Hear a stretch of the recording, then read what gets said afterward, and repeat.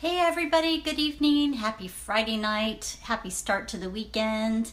Thank you for tuning in. I'm going to kind of give this a couple of minutes and let some people get on. Maybe not minutes, but in the meantime, I'm going to tell you what we're going to talk about tonight, which is about courage and what is the definition of courage and how do I get it?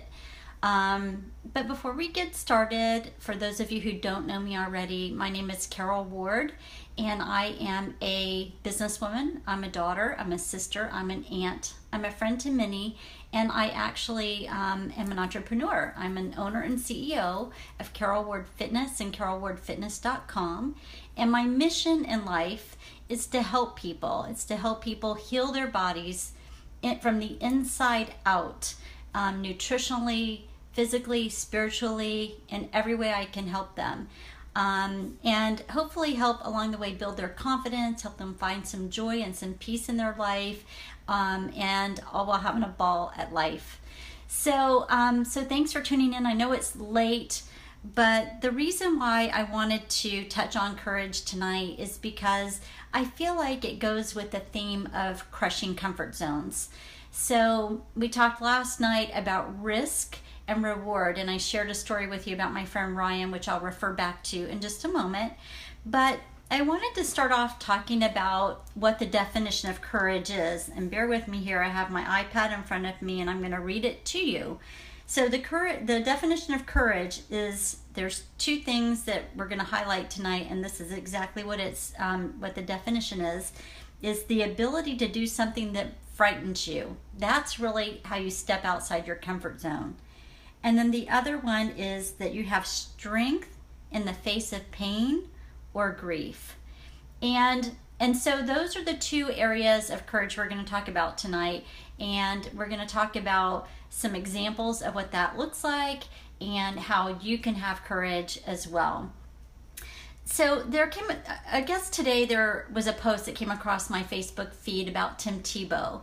And, Tim Tebow was a great quarterback for the Gators, and he led a really great team, and he was so admirable. I'm a Seminole fan, and I love Tim Tebow.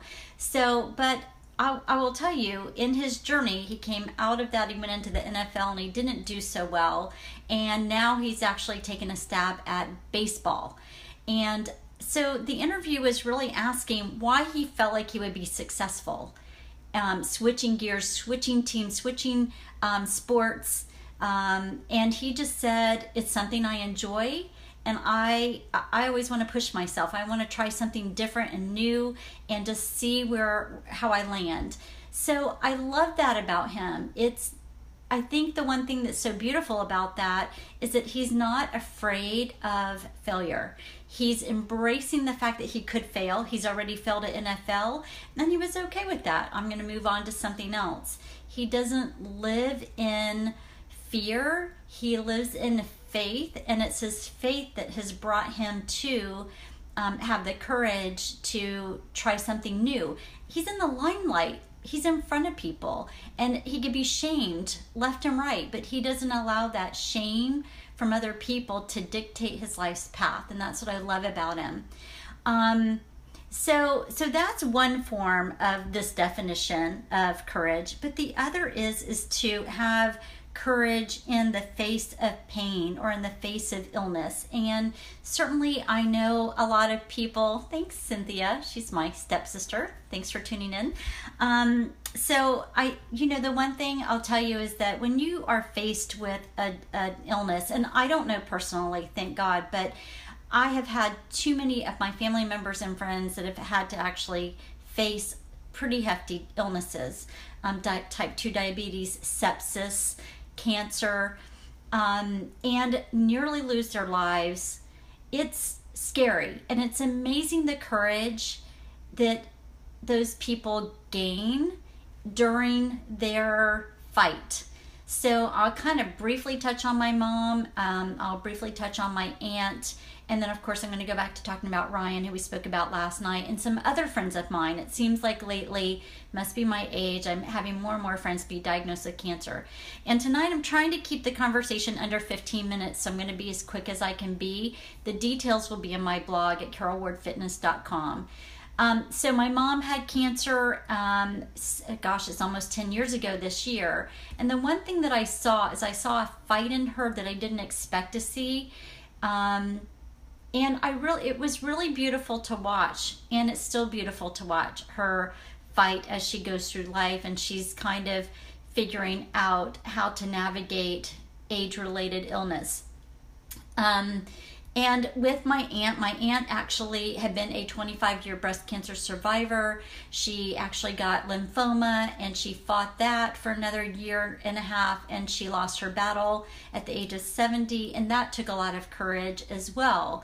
And then, of course, my friend Ryan.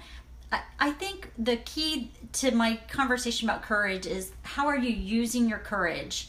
And are you paying it forward? Because I feel like the things that happen to us in life are so we could pay it forward. I think my mom's paid it forward in her own way. My aunt paid it forward because she actually became the leader of a support group for women who have breast cancer. So she paid it forward. And everyone she spoke to or came across as she went through her battle with lymphoma, she was very encouraging with. But this guy, Ryan, I mentioned to you about yesterday, I think he's paid it forward in the biggest way, because he's put his whole story out on Facebook. He documented it, the good, bad, and the ugly. And he asked for financial support. He asked for people to come alongside him on something he just really had no definitive answers how it would turn out. And he just asked people to just walk with him and to embrace his journey and to walk it out in faith. He's totally a believer, and he just really put his faith in the Lord. And that's the one thing I knew about him, is that from the get-go, he was convinced in his heart and in his mind and in his soul he was going to be healed. And I think that that's part of his mantra, as a matter of fact. So if you don't know who I'm talking about, his name is Ryan Lelf. L-U-E-L-F, and he can't accept any more friends, but he is on my Facebook. He can't accept followers. Courage is also found not just in those that are going through that journey of cancer or what have you. It could be caregivers, because I think those are the lost and forgotten people. And I'm going to tell a quick story about my journey. It's being a caregiver to my mom when she had cancer. I remember I helped her along the way, and then when she finally came out of almost dying from the effects of chemo and radiation, she was going on with her life, and she was well, and here I was left with all these feelings I had not actually dealt with. The waterworks are trying to come on, so I'm going to fight them tonight. And so I remember calling the American Cancer Society and saying, I need to have a support group. You've got to help me with a support group. I can't find a support group for caregivers for my mom's type of cancer anywhere. And they couldn't either, and they recommended I get involved with the Relay for Life. And it literally, Relay for Life was in April. I'm talking to them in February. And in February, I just said, okay, well, I'm struggling, I need help, and I can't get it from anywhere else, so I'm going to just do this. And I had no idea what I was doing. I've never ever led a team, much less a team of people for a relay that I've never even been a part of. I've never even gone to before. I didn't know how to organize it. I didn't know how to do anything. But what happened is that I learned along the way, kind of like what Ryan's doing in a way bigger way than I did for the relay. And the good news is that I won the Relay for Life. Like, my team won Rookie of the Year. Hold on one second.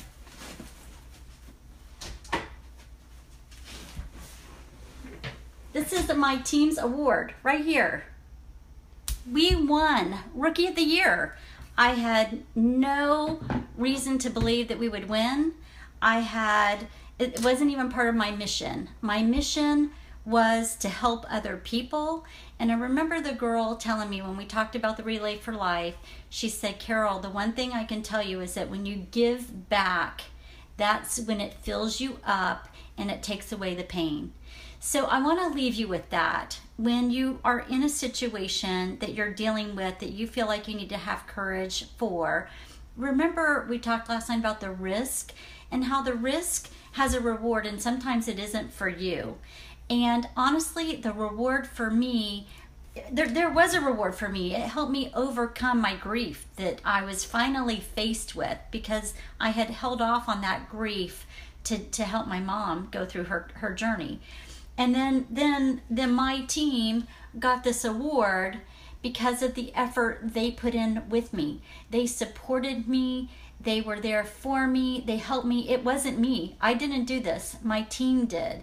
People that I asked for help from, who rallied around me and helped support me, and we brought awareness to other people about cancer.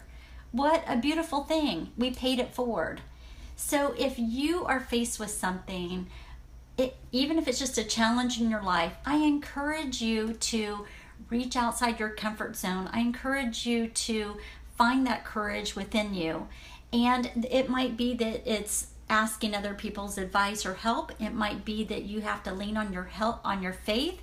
But I encourage you, whatever it is, to reach out and to find the courage and to pay it forward, because you're going to get such value out of that yourself. I'm not asking you to do it for that purpose. I'm asking you to do it knowing that it will just happen organically for you. So I thank you for tuning in. Tune into my website for the details at carolwardfitness.com. I'm not going to have the website up until very late tonight, so check it out tomorrow. If you like this video, find me on my YouTube channel at carolwardfitness.com. Subscribe if you would. Give me a thumbs up. If you have any positive comments, share them below. If you have any questions, reach out. And thanks for tuning in. And I love you, Cynthia. Miss you. Take care. Good night, guys.